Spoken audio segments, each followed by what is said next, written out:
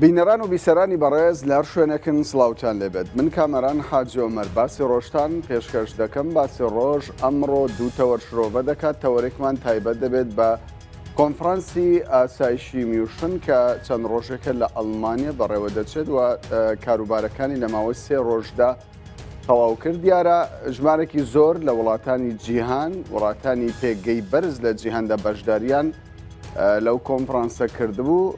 دیارە شاندی هەرێمی کوردستانی، شاندی کوردستانی ئەوانیش بە هەمان شێوە بەشداریان لەم کۆنفرانسە کردبوو. بۆ قسەکردن سەبارەت بە ڕۆلی کورد و ئەرکی کورد لە کۆنفرانسی ئاسایشی میوشنی نێودەوڵەتی بە شێوەیەکی ڕاستەوخۆ لە ستۆدیۆی سنتەر میوانداری هەرێکە لە بەڕێزانم ئاسۆ کەریم، پەرلەمانتاری پێشوو لە پەرلەمانی کوردستان و نووسەرش میوانمان کردووە و دکتۆر عەبدولڕەحمان دەروێش شارەزای سیاسی و مامۆستای زانکۆ بە هەمان شێوەش میوانی ئێمەیە. سەرەتا بە خێرهاتنێکی گەرمی میوانەکانم دەکەم. پێم باشە لە بەڕێستانەوە دەست پێ بکەم. بەشداریکردنی کورد لە کۆنفرانسی ئاسایشی میوشن یعنی بەشداریەکی نۆرمالە، بە ئاسایی دەبیندرێ یاخود بە شێوەیەک لە شێوەکان بۆ کورد شتێکی زۆر گرنگ بووە؟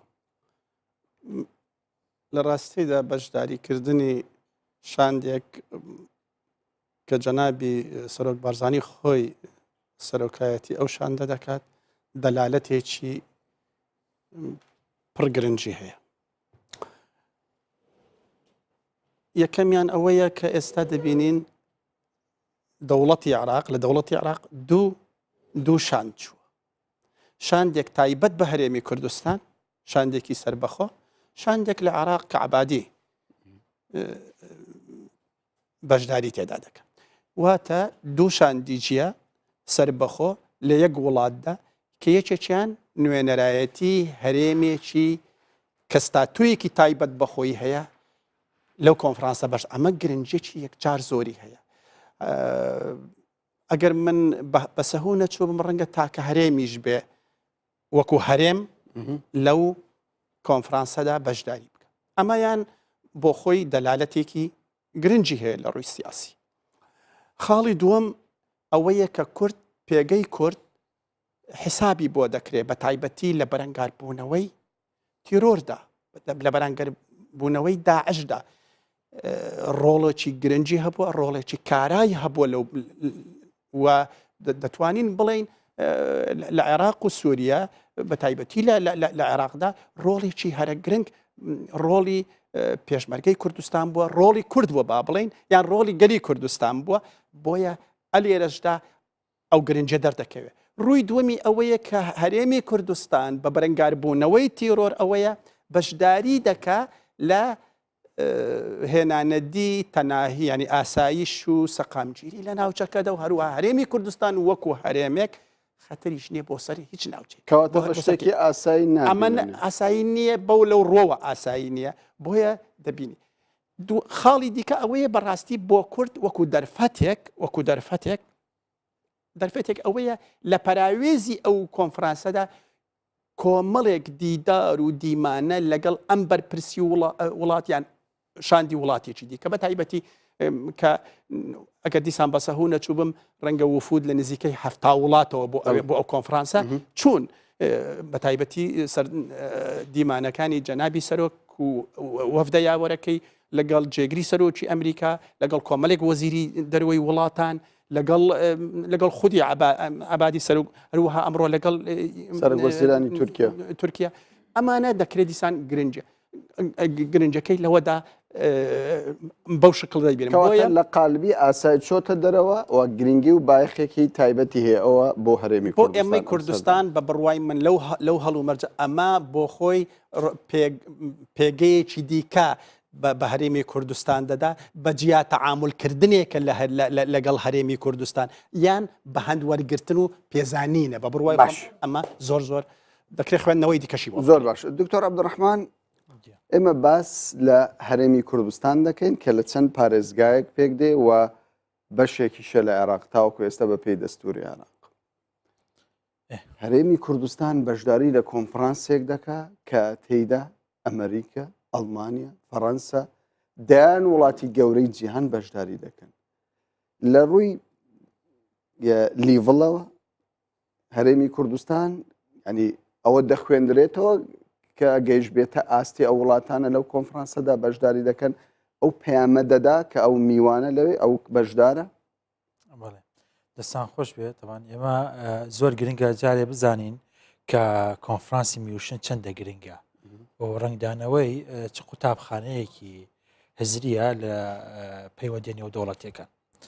ئەم کۆنفرانسێکە ڕنگدانەوەی بیر و بۆچوونی ئەوروپیەکانە لە ناو ئەوروپیەکاندا بیر و بۆچوونی ئەتلەسیە ئەتلەسیەکان ئەوەی ئەتلانتیەکان کە بیریان وایە کە جیهانی خۆرئاوا بەگشتی دەبەستێتەوە و نۆرمی خۆرئاوا بۆ هەموو جیهان دەبەخشێ. بۆیە دەبینین لەم جۆرە کۆنفرانسانە هەموو خۆرئاوایەکان لەگەڵ هەموو جیهانی ئەو جیهانی کە ئەوان پێیان وایە جیهانێکی نۆرماڵە یا جیهانێکی جێگای ئەوەیە مامەڵی لەگەڵا بکرێت داوت دەکرین بۆ ئەو شوێنە. لێرە ئەگەر دیقەت بدەین کە هەموو جیهان وا بڵین ئەو جیهانی کە ئەوان پێیان ئاسایە داوت کراوە لەم شوێنە. ئەو وڵاتانە ماوەی ئەم کۆنفرانسە هەمویان دادەنشن گەنگەشەی باری ئاسایش دەکەن. ئێمە دەبێت بزانین کە ئاسایشی نێودەوڵەتی ستونی سەرەکی دروستکردنی پەیوەندی نێودەوڵەتیە. واتە پەیوەندی نێودەوڵەتی ئێستا بەتابەت لەم سەردەما هەمووی چڕ دەبێتەوە لە باسکردنی ئاسایشی نێودەوڵەتی چکەوتمان ئەم ستونە سەرەکیە بۆی ئەو پەیوەندی نێودەوڵەتی بپارێزێ. لەم کۆنفرانسە بە تایبەت جیاوازە کۆنفرانسەکانی پێشوو ئەم کۆنفرانسە ڕاگەیاندنی سەردەمێکی نوێ کراوە. ئەمریکا سەردەمی نوێی خۆی لەم کۆنفرانسە ڕاگەیاند، یەکێتی ئەوروپا سەردەمی نوێی خۆی لەم کۆنفرانسە ڕاگەیاند و رووسیا و چینیش بە هەماشیەوە ئەو سەردەمیانە ڕاگەیاند. هەر کەسێ ناوێکی لێنا لە ناوەکان.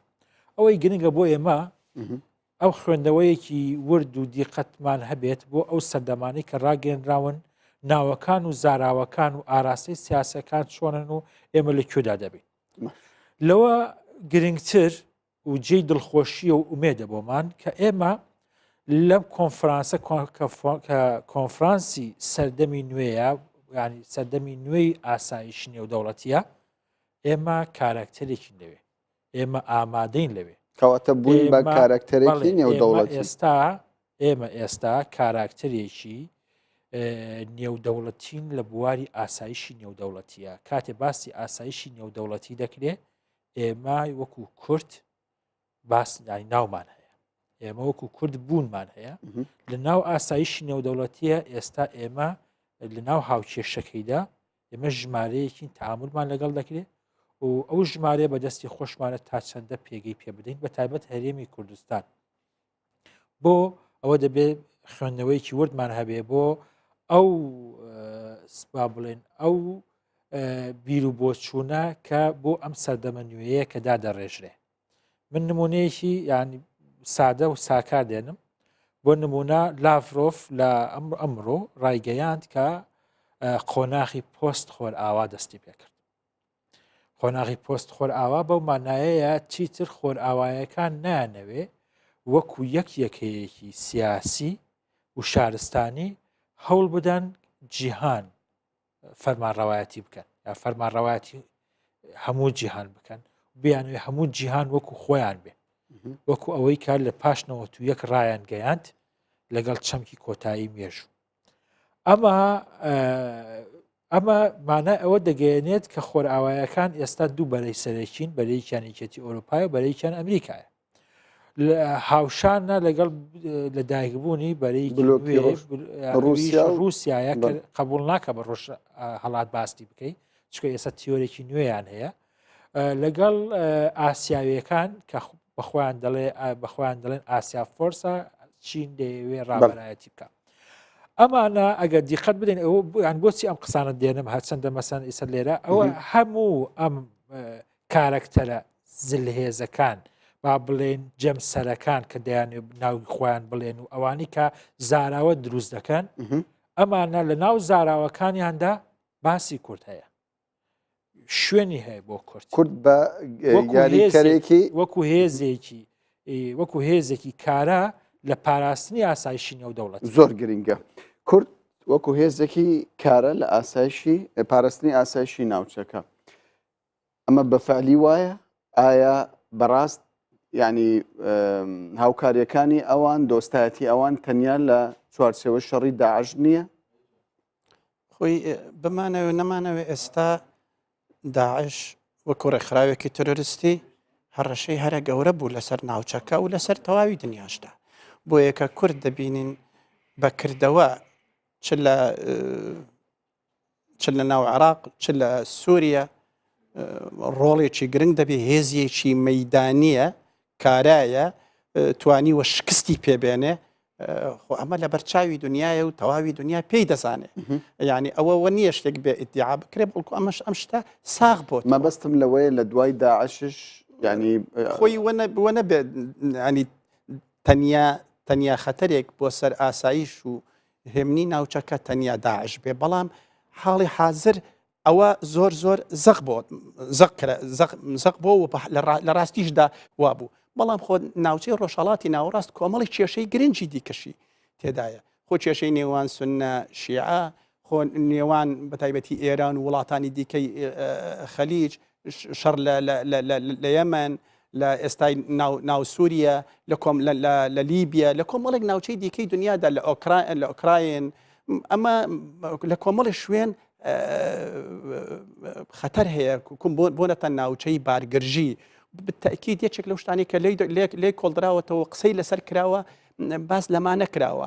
اینجا ڕەنگە هەندێک لەو ئەکتەرانە ڕۆڵی ئیجابی بجێڕن و هەندێکیش دەستیان بۆ دەست ینی با بڵێ قامچیان بۆ ڕاکێشراوە کە ئەوانە هێزیەکەن. بەڵام بەڕێز ئاسۆ بۆ چوونێک هەیە، ینی زۆر جار دەڵێم شەڕی داعش پێگەی کوردی لە ڕووی دیبلۆماسیەوە بەرز کردوتەوە. پرسیاری گرنگ لێرەدا ئەوەیە دوای داعش ینی ئەو دیبلۆماسیەتەی کە ئێستا کورتی هەر لەو ئاستە دەمێنێتەوە یاخود گۆڕانکاری بەسەر من پێم وایە بە ئاسانی وەها بە خێرا داعش لە ناو ناچێ. ینی بەلانی کەمەوە ڕەنگە تا کۆتایی ئەم ساڵ ینی دەستی زۆر کورد بکرێتەوە چ لێرەش و چ لە سووریا. بۆیە ئەم پێگەیە بە بڕوای خۆم دەمێنێ. ئەمە یەک. دومین شت کورد خۆی چی ئەکا. بەڕاستیدا ئەلێرەدا کورد دۆستایەتی کە هەر زۆری هەیە لەگەڵ تەواوی زلهێزەکانی دنیا، لەگەڵ ئەو جەمسەرانەی کە جەنابی دکتۆر ئاماژەی بۆ کردن، چ لەگەڵ ئەمریکا بێ کە ئێستا با بڵێن ئەگەر سەرکردایەتی بێ نیوەگۆی دیکەی ئەولا بکە، ئەو دیوی ئەتڵنتیک. خۆ ئەگەر ئەم دیوەی ئەتڵنتیکیش حسابی ئەوروپا بەتەنیا بکرێ و حسابی رووسیا بەتەنیا و حسابی چین و یابان و ئەوانش بەتەنیا بکرێ، بالتأكيد کە ئێستا قسەی زۆر لەسەر ئەوەیە دنیا لە یەک جەمسەریەوە بەرەو فرە جەمسەری ئەڕوا. یعنی کۆن تا دوو جەمسەری بوو، لە 91 تا ئێستا بالتأكيد ینی تاک جەمسەری بوو. ئێستا اتجاهەکە بە وەکوا دەبینێت فرە جەمسەریەکە بالتأكيد ئەوەش شت لەگەڵ خۆی دێنێ. کورد لەگەڵ تەواوی ئەوانە پەیوەندی باشی هەیە. کورد لەگەڵ رووسیا پەیوەندی باشی هەیە، هەندەی من بۆی بچم. لەگەڵ ئەمریکا پەیوەندیەکانی زۆر باش بووە تا ئێستا، لەگەڵ یەکێتی ئەوروپا پەیوەندیەکانی زۆر باش بووە.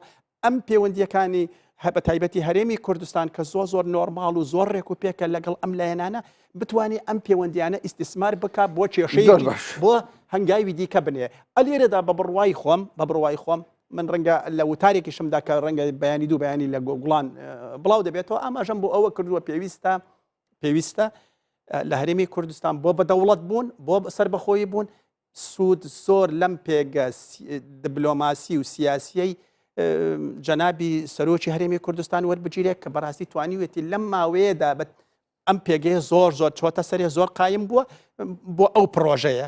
پێویستە نخبەی سیاسی هاوکار بن لەوە. نخبەی سیاسی مەبەستم کە نخبەی سیاسیە مەبەستم سەرکردای پلەیەکەکانی حزب سیاسیەکانی کوردستان. دکتۆر عەبدوڕەحمان دەگەڕێمەوە لای تۆ باست لە سێ جەمسەری هێز کرد، رووسیا، یەکێتی ئەوروپا و ئەمریکاش. لە دیدارەکانی شاندی کوردستانیدا زێدەتر ئەوەی دەبیندرێت کە دیدار بۆ لەگەڵ ئەمریکا، لەگەڵ ئەڵمانیا، فەڕەنسا، تورکیا، کۆماری ئیسلامی ئێران. ینی پێتان وایە سیاسەتی هەرێمی کوردستان بەڵانسێکی دروست کردووە لە نێوان ئەو جەمسەرانەی هێزدەدا کە لە ناوچەکەدا چێبڕچێ دەکەن بۆ بەدەستێنانی دەسەڵاتی زیاتر؟ بەڵێ یەکەم دەبێت ئێمە تۆزێک لە ڕووی زاناوە زۆر بە ورد بین لە بەکارهێنانی وشەی جەمسەر. ئێمە ڕاستە لە ڕووی ئەمنیوە با بڵێن فێڵد یان با بڵێن چوارچێوەیەک لە سنوور و دابەشکردنی ئەرکی ئاسایشی نێودەوڵەتی لە خۆناغی گەڵاڵابووندایە ئێستا. هەموو هێزە ینی نێودەوڵەتە مەزنەکان بە تایبەت ئەمریکا ئێستا هانی هاوبەشەکانی دەدا، هانی هێزەکانی تریش دەدا بۆ ئەوەی بەش پشکێک لە بەرپرسیارەتی پاراستنی ئاسایشی نێودەوڵەتی بگرنە ئەستۆ. دیارە خودی بیرکردنەوەی ئەمریکاش لێرە زۆر هاوتەریب دەبێت لەگەڵ بیرکردنەوەی کورد کە کورد بە بێت داواتکردن بەشێک لە بەرپرسیارەتی ئاسایشی نێودەوڵەتی خستە سەرشان لەسەر خاکی خۆی کاتێک هەستا بە دژایەتیکردن و ڕوبەڕووبوونەوەی تیرۆری دەوڵەت کە لە سەردەمی باس بوو کە کورد ڕوبەڕووی بوویەوە کە دنیا بڕوای پێ نەکرد، بەڵام ئەو هەر سوور بوو دژی تیرۆر وەستا.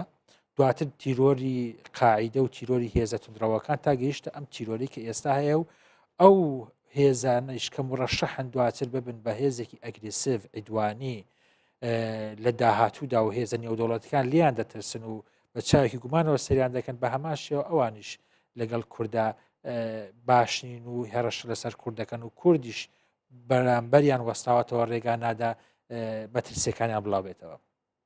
ئەمە مانای ئەوە نییە کورد تەنها پشتی بەستەوە بە ئەمریکا، بەڵکو ئەمە ئێستا جۆرێک لە با بڵێن هاوتەری بوونی تێڕوانین هەیە لەسەر ئاستی هەرێمی و لەسەر ئاستی نێودەوڵەتیش. ڕاستە کورد وەکو ئەو هێزە نێودەوڵەتی مەزنە نییە بیرکردنەوەیکی نێودەوڵەتی هەبێ، بەڵام پرسی کورد سروشتی پرسی کوردستان و بەرگری کورد لە نیشتیمانی خۆی و لە خاکی خۆی وهای کردووە لەم لەحزا مێژویە وهای کردووە کە لە ناو دیالکتیکی کاروانی پەیوەندی نێودەوڵەتەکاندا کاراکتەرێکی سەرەکی بێ بە نمونەیەک بۆ ئەوەی کە ئاشتی کەواتە قۆناغی ڕابردووی تێپەڕان. ئەمە لێرە بەڵێ قۆناغی ڕابردووی تێپەڕان. ئەمە لێرە ئێمە تێدەگەین لەوەی کە نەکورد ینی با بڵێن بە چاوێکی با بڵێن تەسک و کورتبینین لە پەیوەندی نێودەوڵەتەکان دەڕوانێ و لە هێزە نێودەوڵەتەکان لە ناوچەکە دەڕوانێ، نە ئەمریکاش تێنەگەیشتووە لە دۆخی ڕاستەقینەی بەرگری کورد لەسەر خاک و نیشتیمانی خۆی کە بەرگریە دژی تیرۆریش بە هەمان کات بە هەمان ینی بۆتە دوالیزمێکی هاوتەری. لێرە رووسیا بە تەواوەتی لە پرسی کورد تێگەیشتووە هەرچەندە انتباعات و ملاحەزاتی زۆر هەیە لەسەر تێڕوانینی ئەوان بۆ چارەسەرکردنی بابلین پرسی ئاسایش لە ناوچەکە. چین کاریگەریەکانی لاوازە دەبێت چونکە ئەو جۆری بیرکردنەوە و کاریگەرەکانی جیاوازە کارکتەرە سەرەکیەکان کە هەن لە ڕۆژەڵاتی ناوەڕاست ئەوانیش کە تا ماوەیەکی ینی زۆریش دەمێنن بە کارکتەری سەرەکی لە ڕۆژەڵاتی ناوەڕاست و هەمیشەین ئەوروپیەکانن لەگەڵ ئەمریکا. ڕاستە ئێستا خۆرئاوا بە یەکە نەما چون ئەمریکا نایەوێ بە ناوی خۆرئاوا هەم کار بکە. ئێستا خۆرئاواکان بوونەتە دوو هێز ڕەنگە بەهێزتر بن، بەڵام ئێستا لە خۆناغێکن خۆیان ڕێک دەخەنەوە. رووسیا لە ناوچەکە هەیە، هێزە هەرێمەکانش ناوچەکە هەن، بەڵام ئێمە ئەوەی دەیبینین هەموو تێڕوانینە جیۆپۆلیتیکەکان گۆڕاوە. کاتی خوێندنەوە دەکەین بۆ تێڕوانن جیۆپۆلیتیکان دەبینین هیچ تێڕوانینێکی جیۆپۆلیتیکی نییە دژی کورد بێ. هەندێک تێڕوانی جیۆپۆلیتیکی هەیە دژی کورد بێ، ڕەنگە هەندێ با بڵێن ئازار و یان هەندێ مەترسی و ئاستەنگمان بۆ دروست بکارە داهاتوە، بەڵام ئەوەی گرنگە بۆ ئێمە ئێستا لەسەر ئاستی زلهێزەکان ئاستەنگێکی جیۆپۆلیتیکی دژمان نەماوە.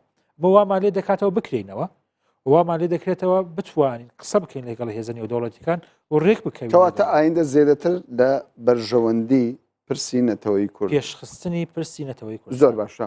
بەڕێز ئاسۆ، ئەگەر تەمەشای دیدارەکانی سەرۆکی هەرێمی کوردستان بکەین لە چوارچێوەی دیدارەکانیدا دیداری لەگەڵ سەرۆکوەزیرانی تورکیا و هەروەها وەزیری دەرەوەی کۆماری ئیسلامی ئێرانیش کردووە. مەبەستم لێرەدا لەو وروژاندنی ئەو بابەتە چییە؟ لە کاتێکدا کورد پرۆژەیەکی هەیە زۆر دووپاتشی لەسەر دەکاتەوە پرۆژەی سربەخۆیە. بەڵام وڵاتانی هەرێمی کە لە ماوەی ڕابردوودا دژی داخوازی کورد بوون، ئێستا لەگەڵ ئەوەشدا کورد ئەو داخوازی هەیە بەڵام مامەڵەی لەگەڵدا دەکەن. ئەمە چۆنە؟ بۆچی ینی ئەو مامەڵەیەوان لەگەڵ کورد بەردەوامە؟ لە سەرەتای قسەکانم باسی ئەوم کرد ئێمە هەرێمێکین لە ناو دەوڵەتێک بەڵام بەشدارین لەو کۆنفرانسە، کەواتە ئێمە هەین کاراین کە تۆ هەبووی کارا بووی ڕۆڵێکی گرنگت جێرا سەرجەم وڵاتان حسێبت بۆ دەکەن، ڕۆڵی تۆ بە هەند وەردەگرن، اینجا پێیان خۆش بێ پێیان ناخۆش بێ. بەنسبەت ئێمەی هەرێمی کوردستانیش تۆ ئێمەی هەرێمی کوردستان سیر کرد لەگەڵ دەرو جیرانەکان لەگەڵ دراوسەکان، ینی تۆم چکم باسی تورکیا شت کرد و باسی ئێرانی شت کرد. ئێمە لەگەڵ ئەم دوو وڵاتە سنوورێکی هاوبەشمان هەیە. بە بڕوای خۆم شتێکی باش بوو لەم کۆنفرانسەدا لە پەراویزی ئەم لەگەر هەردوو وڵات کۆبوونەوە کراوە.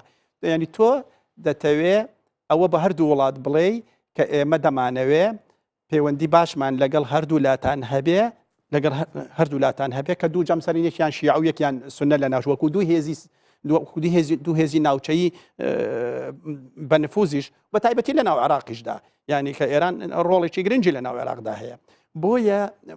بۆیە بەڕاستی ئەم دانیشتە ئەوە دەگەت تۆ دەتەوێت پێیان بڵێ ئێمە خەتەر نین، ئێمە بۆ سەر ئاسایشی ئێوە دەمانەیە پەیوەندیمان باش بێ لەگەر هەردوو لە ئەمە یەکێکە لە پەیامەکان. بەخش ینی دیداری ئەوان لە چوارچەوەی کۆبنەوەیکی نێودەوڵەتیدا لە کاتێکدا ینی یەکێک لەو پرسانەی کە بەرپرسانی کورد باسیەوە دەکەن پرۆژەی سربەخۆیی بووە. ئایا بە شێوەیەکی ناڕاستەوخۆ دانیشتنی ئەوان لەگەڵ بەرپرسانی باڵای کورد بەمانەی ئەوەیە کە ئیتر تەسلیمی ئیرادەی کورد من ڕەنگە وچە نەزەرێکی ترم هەبێ. من پێم وایە لە پەیوەندی نێودەوڵەتیەکاندا ئاسان نییە جارێ پێشوەخت من بۆ خۆم هیچ بە هیچ شێوەیەک نەمدیوە پێشوەختە وڵاتێک تۆ هێشتان جاری سربەخۆی نەدابێ ئەو پێشتر پێت بڵێم ئێمە پشتەوانتین بۆ سربەخۆی یان بۆ جیابوونەوە لە دەوڵەتێک کە هێشتا ئەندامی نەتەوە یەکگرتوەکانە. ئەوە دەستێتە سەر ئێرادەی خۆت تۆکەی جاری سربەخۆیی ئەدەی اینجا بە هەر میکانیزمێک بێ ئەوە دەوەستێت تۆ سەیری کۆسۆڤۆ بکە. کۆسۆڤۆ 106 وڵات ئەگەر من بە سەهوو نەچبووم تا ئێستا ئاعترافیان پێ کردووە. خۆ هەر لەو ئەوروپا هێشتان ئیسپانیا چونکە مەشاکلی خۆی هێشتان ئاعترافی پێ نەکردووە، بەڵام چونکە لە سربیا جیابۆتەوە هێشتان و رووسیاش تا ئێستا ڤیتۆی لەی با بڵێن ناڕازیە بێ بە ئەندامی نەتەوە یەکگرتوەکان دەبینی بربەستی لێم. بۆیە من تۆ چاوەڕوانی ئەوە مەکە ئەو کە تۆ لەگەڵیان کۆ ئەبیەوە یەکسەر پێت بڵێن ئێمە لەگەڵ سربەخۆین. ئەوە دەوەستێتە سەر تۆ خۆشت چ ئیرادەیەکە هەیە، ینی خەڵکی کوردستان گەلی کوردستان خۆی دەبێ بڕیار بدا. اینجا بە چ میکانیزمێک کەی چۆن بێگومان قسە لەسەر سربەخۆی ینی زۆر کەس باسدەوە دەکات کە کورد دەبێ دوا بڕیاری خۆی بێ. بەڵام من مەبەستم لە سیاسەتی کۆماری ئیسلامی ئێران و تورکیا کە بە شێوەک لە شێوەکان ئەوان لەگەڵ ئەوە نین هەرێمی کوردستان بگات بە قۆناغێک و دەوڵەتێک دا بمەزرێنێ، بەڵام بەردەوامی سیاسەتی ئەوان لەگەڵ هەرێمی کوردستان بەردەوامی مامەڵەکردن لەگەڵ هەرێمی کوردستان چ خوێندنەوەکی بۆ دەکرێت. خۆی کۆمەڵی وەکوتم کۆمەڵی بەرژەون تا ئێستا ئێمە وەکو هەرێمی کوردستان نەبووینەتە با بڵین سەرچاوەی هەڕەشە بۆ سەر ئەمنی ئێران یان بۆ سەر ئەمنی کەواتە ینی ئەمە یەک بۆنی دەوڵەت لە باشووری کوردستان دەکرێت ئەمە بۆ داهاتوشدا هەماش بەردەوام بێ. دووەم لە ڕاستیدا ئێمە بۆ بەرەنگاربوونەوەی تیرۆر دیسان هەردوو وڵات ڕەنگە بەم یان بەو شێوەیە ئێستا گرفتیان لەگەڵ تیرۆر هەیە بە تایبەتی لەگەڵ داعش. سێمین شت بەرژەوەندە ئابوووریەکانە. خۆ بەرژەوەندە ئابوووریەکانیش هەم ئێرانیش و هەم تورکیا کۆمەڵی بەرژەوەندی ئابوووریان هەیە لەگەڵ هەرێمی پەیوەندی بازرگانی پەیوەندی ئابووری لەگەڵ هەرێمی کوردستاندا خۆ دەیانەوێ ئەمەش بەردەوام بێ. بۆیە کە تۆ هەی تۆ لە چوارچەوەی ئێستا با بڵێن عێراقیشە، بەڵام تۆ ستاتویەکی زیاترت لە ڕووی وەکو دیفاکتۆ ڕاستە تۆ بەشێکی لە عێراق، بەڵام سێتر لە توانی بڵێن نیمچە دەوڵەت سمی ستێتین یعنی کەمتر لە دەوڵەت بەشتێک تەنیا ئاعترافی نێودەوڵەتی ماوە وەکو دەوڵەتێک تەعامل لەگەڵ دەکەن. ئەمە بە بڕوای خۆم هەرێمی کوردستانیش بە بڕوای خۆم ئەم سیاسەتە سیاسەتی بەڵانس ڕاگرتن لە نێوان دوو هێزی ناوچەی بە بڕوای من سیاسەتێکی سەرکەوتوانێ و زۆریش بە قازانجی خەڵکی کوردستان و دۆزی بە دەوڵەت بوونیشە. زۆر باشە دکتۆر عەبدوڕەحمان دیارە یەکێک لە دیدارە هەرە گرنگەکان کە لە کۆنفرانسی ئاسایشی میوشن ئەنجام دەدرا دیدار بوو لەگەڵ لایەنی ئەمریکی ئیدارەی نوێی ترامپ. بینیمان ینی سەرۆکی هەرێمی کوردستان لەگەڵ جێگری سەرۆک کۆماری ئەمریکاش دیدار و کۆبوونەوەی ساز کرد هاوشێوەی حەیدەر عەبادی سەرۆک وەزیرانی عێراق. ئەمە چ مانایەک دەگەینێ بۆ هەرێمی کوردستان لە کاتێکدا ینی ئەمریکا بە ئاشکرا باسی لەوە کرد بۆ ئایندە لە ڕووی هەم مرۆیی و هەم سەربازی و بەردەوام دەبن لە هاوکاریکردنی هەرێمی کوردستان. ئەوە ئێمە دەزانین کە مەبەستی سەرەکی ئەم جۆرە کۆنفرانسانە کاراکتەرە سەرەکیەکانی ئاسایشی نێودەوڵەتی لێ کۆبنەوە لەگەڵ یەک گفتوگۆ بکەن، گفتوگۆی دوولایەنە بکەن یان هەمەلایەنە بکەن یان هەمویان پێکەوە گەنگەشەی پرسی ئاسایشی نێودەوڵەتی بکەن. هەر کەسێک یان هەر لایەنێک لەو لایەنانە بیر و بۆ چوونی خۆی سەبارەت بە ئایندەی پەیوەندیەکانی ئاسایش بخاتە ڕوو و لەوێ بتوانن بگەنە ئەو ئاراستەیەی کە ڕێک بکەون و شتێکدا بڕێژن بۆ داهاتوو. هەموو وەفتێک هەموو شاندێک ڕۆیشتۆ بۆ ئەوێ ئەجندای خۆی هەیە بتوانێت بگاتە زۆرترین شاند ببینێ لەگەڵ یانە گەنگەشە بکە و ئامادە سازی بکە بۆ ئەوەی کە بتوانێت ڕێککەوتن یان جۆرێک لە تەفاهمە ئەو شتانە بکات لەگەڵ یانە. خۆی غەرەزی ئەمە کۆنفرانسانە ئەوەیە دواتریش هەمویان پابەند دەبن بە ڕاستپاردەکانی کۆنفرانس لەگەڵ ئەوەجە. شاندی هەرێمی کوردستان زۆر چالاکە بە ئەتراف و دانپێنانی هەموو ئەوانی کە بابنە چاودێرەکان کە هەندە خودی خۆرئاوا و وڵاتە زلهێزەکان دەبینن زۆر بە حکمەتانە و زۆر بە زیرەکانە کاراکتەرەکانی ئاسایش لە ناو ئەو کۆنفرانسە دەبینن هەرچەندە ئەگەر مەسەرەن ئەو کاراکتەرانە خۆیان یەکچیان نەبینیوە. مەسەرەن لەوێ شاندی هەرێمی کوردستان سەرۆک بارزانی عەبادی بینی کە عێراقە مەسەرەن لەوێ بینی، لە ئێرانی بینی، تورکیا بینی، لەگەڵ چەند هێزێکی هەرێمیشی بینی، لەگەڵ ئەوەشدا ئۆرۆپیەکانی بینی، لەگەڵ ئەوەشدا ئەمریکیەکانی بینی. طبعاً ئەمریکیەکان ئەوە گومانی تێدا نییە ئەوان دەزانن کە بەکانەی بابلین پێگەی هەرێمی کوردستان لە ئاسایشی نێودەوڵەتی چەندە و چەندە و پێگەیشە دەمێنێ بۆ ماوەیەکی داهات و چەندە هەرێمی کوردستانیش وەکو ئامانجی نیشتیمانی خۆی هەموو ئاراستەکانی بۆ دەڕوات کە ئاشتی بپارێزی لە ناوچەکە ینی دامەزاندنی دەوڵەتی کوردی بەشێکە لە دروستکردنی ئاشتی لە ناوچەکە بەشێک نییە لە شەڵەژاندنی ناوچەکە. ئەم پەیامە کوردستان ئەمە لە شۆڕشی ئەیلولەوە تاکو ئێستا دەوێت بە جیهان بگەێن و سووریش بۆ گەیاندنی و ئێستاش بەرهەمەکەی وادێتە دی کە هەموو جیهان ئێستا گوێ دەگرن تێگەیشتن لەو ڕاستیە کە شۆڕشی کوردستان خەباتی ڕزگاری کوردستان هاوتەری بە لەگەڵ ئاشتی بۆ بڵاوکردنی ئاشتی لە جیهاندا. ئەو هێزانەی کە دژی کوردستانن ئەوانەشە دژی ئاسایشی نێودەوڵەتین و دژی ئاشتی لە جیهانە. ئەمە ئەم هاوکێشەیە ئێستا شاندی کوردستان ڕاستەوە خۆ بڵاوی دەکاتەوە ڕاستەوە خۆ لەگەڵیانە قسە دەکات لەگەڵ سەرکردەکانی جیهان و کاراکتەرەکانی ئاسایش لە جیهان و ئەکادیمیەکان و ڕاوێژکارەکانی دەوڵەتە مەزنەکان کە لەوێ ئامادەن هەم بۆیان بڵاو دەکاتەوە. من زۆر ینی بابلی متەفائیلم زۆر گەشببینم بە ئیشی ئەو شاندە لەوێ بە ئەو پەیامی کە دەیگەێنن ئەمریکا خۆیشی بە متمانەیەکۆ لەگەڵ هەرێمی کوردستان دادەنیشێ و دەزانێت پەیامی هەرێمی کوردستان سیاست و واقعی سیاسی هەرێمی کوردستان جودایە لە واقع ئەو سیاسی عێراقی ناتوانن تێکەڵیکەن کەواتە ئێستا بەبێ هەرێکی بەجێ سیاستێکیان ئەگەر دوا پرسیارم ئەوە بێت ئەم ژینگەی کە لە میوشن دروست بوو پرۆسەی سربەخۆی پرۆژەی سربەخۆی ینی ژینگەیەکی سەرکەوتوو بوو بۆ پرۆژەی سربەخۆی وەکو دکتۆر ئاماژەی پێکرد شاندەکە زۆر زیرەکانە توانی لە پەراوێزی ئەو کۆنفرانسەدا سوودێک لە ڕووی دیبلۆماسی و لە ڕووی سیاسیەوە لەگەڵ کارکتەرە سەرچیەکانی چی ناوچە چی دنیا کۆ ببێتەوە بتاکیید لەوێدا باس لە هەموم و لە خەمەکان و لە مافەکانی خەڵکی کوردستان کراوە لە ڕاستیشدا ئەگەر ئەمن و ئاسایشی ناوچەی ڕۆژهەڵاتی ناوەڕاست بەشێکی گرنگی ئەمن و ئاسایشی نێو دەوڵەتیە ئەگەر پرسی کوردی تێجا چارەسەر نەکرێ خۆ ئەو ناوچەیە ئەمن و استقرار زۆرەوە نابینێ بۆیە من لەو ڕۆوە لەو ڕۆ گەشتبین بۆ ئایندەی کوردستان بەڕێز ئاسۆ کەریم پەرلەمانتاری پێشووتری کوردستان زۆر سوپاس دەکەین لە پەرلەمانی کوردستان دکتۆر عەبدوڕەحمان دەروێش شارەزایی سیاسی زۆر سوپاس دەکەین کە لەگەڵمان بەشدار بوون. بینەرانی بەڕێز ئێستا دەچینە ناو بڕێک و دواتریش لەگەڵتان بەردەوام دەبین.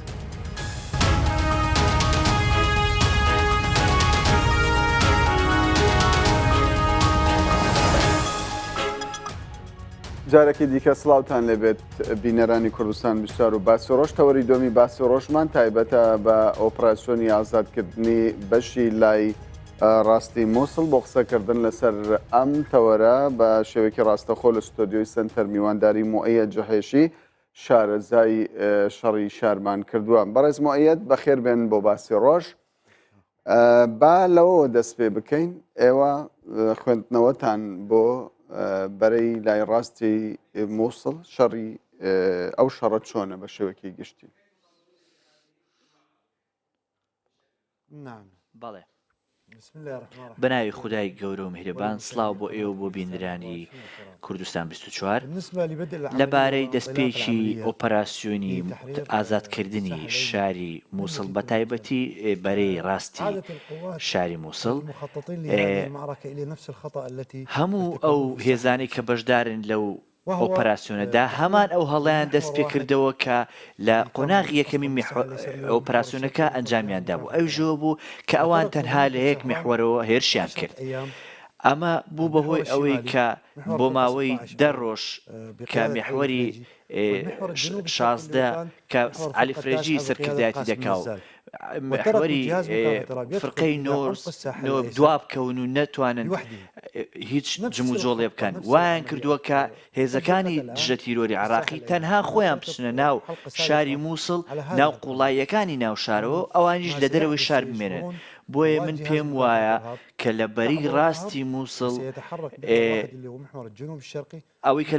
ئەوەی کە لە بەری ڕاستی مووسڵ ڕوودەدا ئەوەیە کە هێزەکانی دژە تیرۆری عراق دەچنە ناو شاری مووسڵ و هێزەکانی فرقەی 16 بەرەو فڕۆکەخانەی مووسڵ دەڕۆن. ئەمە ڕای من بووە هەر لە سەرتاوەش من پێم وا بووە کە حەشدی شەعبیش دەیەوێت هەموو ئەو سنوورەی خۆی کە نزیکەی 120 کیلومەترە کە لە ئەو ڕێگایەوە دەست پێ دەکات کە دەواازەی مووسڵات و زۆر باش لە یەکتربڕی کەسکێ کۆتایی پێدە.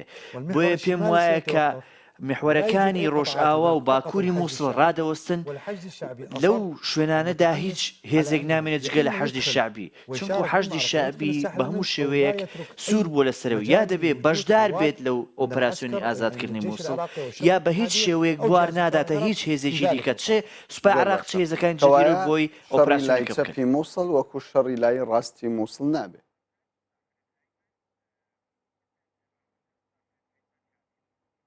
نعم بەڵێ في معركة الساحل الأيسر كان لە شەڕی بەری خلفيات للهروب چەپی مووسڵ داعش ڕێگای هەبوو بۆ ڕاکردن ئەویش ڕاکردن بوو بەرەوبەری ڕاستی مووسڵ ئەویش بە ڕێگای ڕووباری دیجلە بەڵام لە من 360 درجة لایەنی ڕاستی مووسڵ ئێستا داعش بە شێوەیەکی 360 پلەیی دەورە دراوە بۆیە داعش هەموو هێزێکی خۆی دەخاتە کار لە ناو شاری مووسڵدا. بۆیە ئێمە وەکو دەشزانین داعشێکێ لە بیر و باوەڕە نەگۆڕەکانی ئەوەی هەرگیز خۆی بەدەستەوە نادا. داعش هاتووە بۆ ئەوەی بمرێت بۆیە ئێمە وەکو عراقیەکان دژمنێکمان هەیە کە خۆی بۆ مردن هاتووە ناوێ خۆی بەدەستەوە بدا. بۆیە پێم وایە کە بە هەموو شێوەیەک داعش ئەو هێزانەی کە دەچنە بەری ڕاستی مووسڵ تووشی زیانێکی زۆریان دەکات بە شێوەیەکی زۆر داعش شەڕی خۆکوژی دەکات ئەم جارە؟ نعم هي معركة انتحارية بەڵێ ئەمە شەڕێکی خۆکوژانەیە و تەنانەت ئەمەش هەمان ڕای ئەو هێزانە بووە کە ڕاویژیان داوە بە عراقیەکان بۆ بنەبریشەکان زۆر لەسەر ئەو خەڵکە هەیە خەڵکی سڤیل هەیە کە لەبەرەی ڕاستی مووسڵە.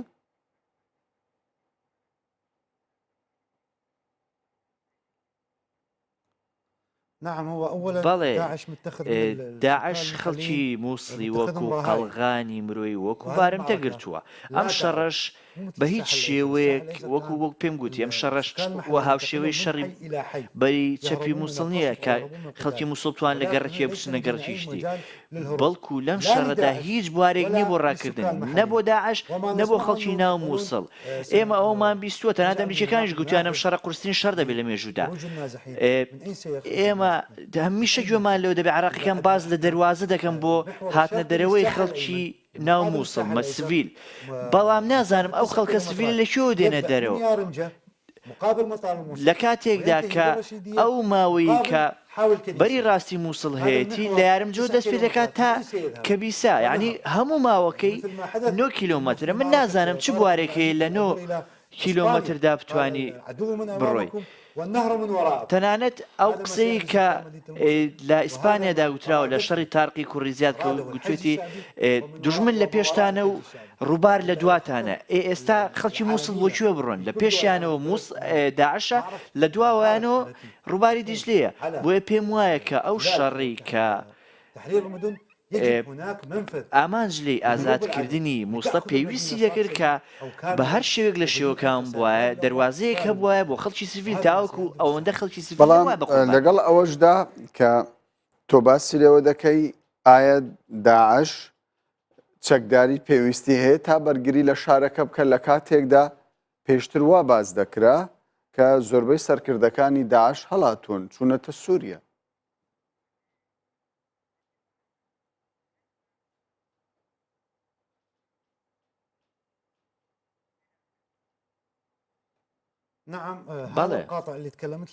ئەم کارتێکەوەم بۆم باس کردی کەرتی محوەری ڕۆژ ئاوای مووسڵ کە هەروها محوەری باکووری مووسڵ کە هەبردوو کەرتی تەلع فەرشنگار و کەرتی بیابانی مووسڵە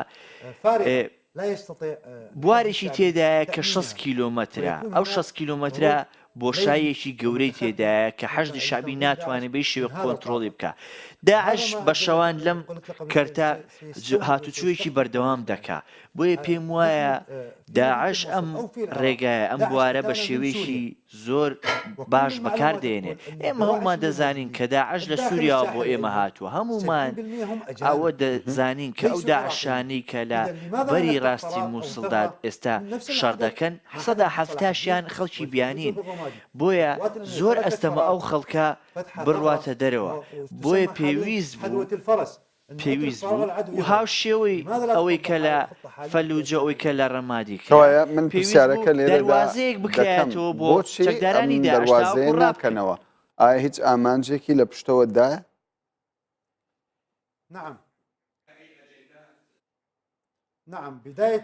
لە سەرەتای جەنگەکەەوە پلانێک هەبوو دەگوترا کە ئەم بۆشاییە بهێڵدرێتەوە بەڵام دوایەوەی کە ئێران هەستی کرد کە ئەم بۆشاییە ئەگەر هەبێت دەبێتە هۆیەوەی هێزەکانی داعش لە مووسڵەوە پاشەکشە بکەن بەرەو سووریا لەوێەوە شەڕ لە دژی سوپای بەشار ئەسەد بکەن هەروەها دژ بە میلیشیا ئێرانیەکان و میلیشیاکانی حیزبوڵڵا بکەن کە لە سووریا شەڕ دەکەن ئێران لەوێدا پێداگیری کرد بەوەی کە نابێت ئەو بوارە بدرێت کە داعش ڕابکات لە مووسڵ بەڵکو پێداگیری کرد لەسەرەوەی پێویستە مووسڵ گەمارەوە بدرێ لەم کاتەدا داعش بە هەموو شێوەیەک دەبێتە هۆی ئەوەی کە داعش لە ناو مووسڵدا بەرگریکی گەورە بکە ئەمە دەبێتە هۆی ئەوەی کە شارەکە بە تەواوەتی وێران بێ لەلایەک و لەلایەکی دیکە خەڵکیشی زۆری سڤیل ببنە قوربانی چۆن دەکرێت حکوومەتی عێراق گوێڕایەلی داخوازی ئێران بێ لەوەی کە شارەکە تێک بچێ و خەڵکی سڤیلیش ببێتە قوربانی ئەو شەڕە؟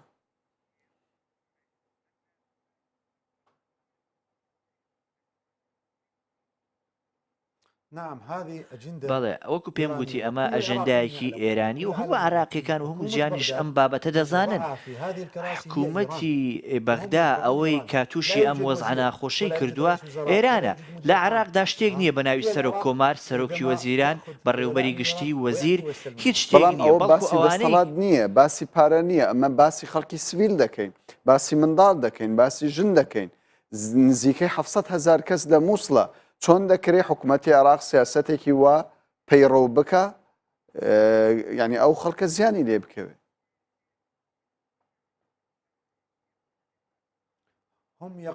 وەکو پێم گوتی ئەوان بچووکن، حکوومەتی عراقی حکوومەتێکی بچکۆلەیە، حکوومەتێکی نەزانە، بە ناچاری پێویستە ئەمە قبول بکە.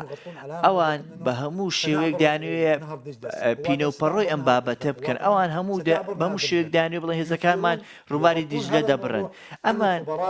ئەم پرسە دانەوێ لە خەڵک بشارنەوە، دانەوێت چاوبەست لە خەڵکی بکەن، نازانن کە هەموو سەرکردەیەکی سەربازی کەسێک کە یەک تۆز ئەزمموی سەربازی هەبێت، چه ئێستا و چ پێشووتر دەزانێت کە لێرەدا کێشەیەک هەیە. کێشەکە ئەوەیە کە تۆ شارەکەت گەمارۆ داوە، باشە تۆ ئەم شارە بۆچیە گەمارۆ دەدەی براکەم؟ ئایا سوود چییە کاتێک تۆ شارێک گەمارۆ دەدەی لە کاتێکدا تۆ لە هەموو مەحوەرەکان و هێرش کەواتە بەم شێوە بێ ئێمە چاوەڕێی کارەساتی مرۆیی بکەین لە شەڕی مووسڵ؟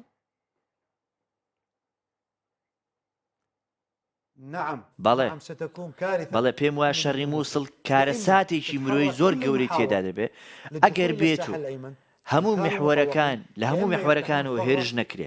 بۆیە دوو ڕێگا هەیە، ئەوەتە دەبێت لە هەموو محوەرەکان و هێرش بکرێ، یا ئەوەتە دەبێت ڕێگایەک بکرێت و بۆی داعشەکان ڕابکەن بەرەو سووریا. باشە چی تێدا ئەگەرەوانە بگەڕێنەوە سووریا؟ ئەوان خۆیان لە بنەڕەتدا لە سووریا و هاتوون بۆ عراق. چی تێدا ئەگەر مووسڵ ئازاد بکرێ بە زیانێکی کەمتر لە ڕووی ژیان لە ڕووی کەلوپەلەوە؟ ئەم شەڕە درێژ خایەن بی؟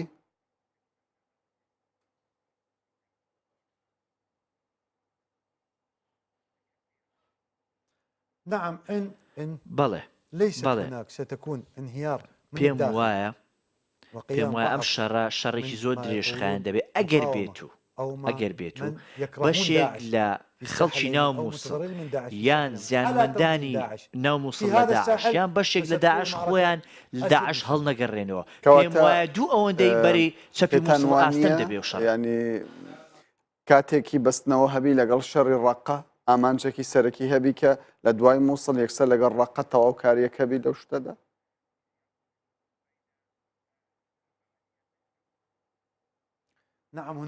بەڵێ پێم وایە ئێستا کۆمەڵێک مساومەی نێودەوڵەتی هەیە لە نێوان ئەوەی کە لە سووریا و لە نێوان ئەوەی کە لە مووسڵ ڕوودەدا. هەندێک کەس دەیانوێت مساومە بکەن لە نێوان شارەکانی ڕەقە و باب. پێم وایە ئەو گفتوگۆ ئەو شتانە لە نێوان ئێران و تورکیا و رووسیا ڕوودەدا، ئەو گفتوگوانە هەمووی هی ئەوانە. پێم وایە عراق لێرەدا یارمەتی ئێران دەدا بە شێوەیە کە عراق ئامادەی ئێران ئەو بکا بە قوربانی لە پێناو ئێران خۆی. مۆیە جهێشی شارەزای شەڕی شار کە لەگەڵمان بووی زۆر سوپاست دەکەین.